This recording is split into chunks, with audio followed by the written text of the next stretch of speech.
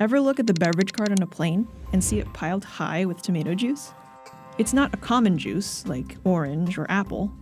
So why are so many people drinking it in flight? Put simply, your taste changes while you're in the air, and there's a biological reason for that.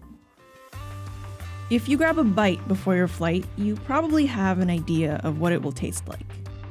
But once you're in the air, your sense of taste isn't the same as it is on the ground. A lot of factors on the plane are all coming together to suppress your sense of smell, which makes up a large portion of our sense of taste.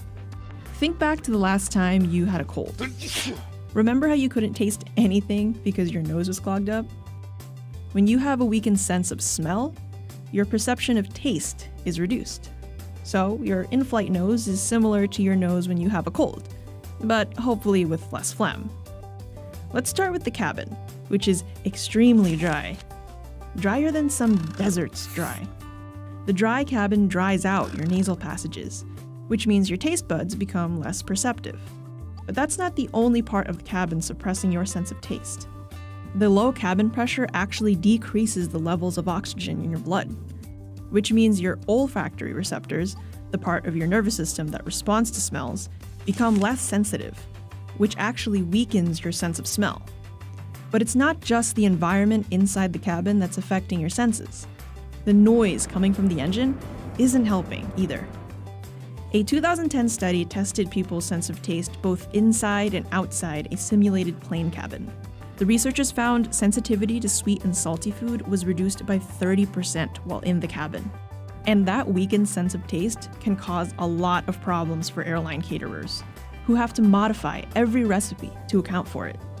To top it off, not every flavor is affected equally.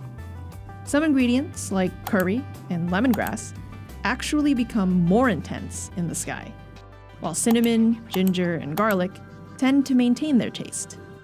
Some airlines will use naturally intense flavors, like certain fruit and vegetable oils and concentrates, which helps to lessen the amount of extra salt a recipe might need. So what does tomato juice have to do with all of this? Well, tomato juice tends to have a savory flavor, referred to as umami. It's one of the 5 categories of taste, along with sweet, sour, salt, and bitter.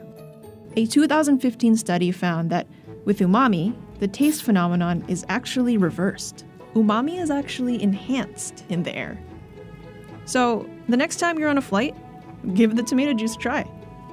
And don't get too upset if your meal doesn't taste as good as you hoped. The chefs are just trying to accommodate for something you didn't know was happening right underneath your nose.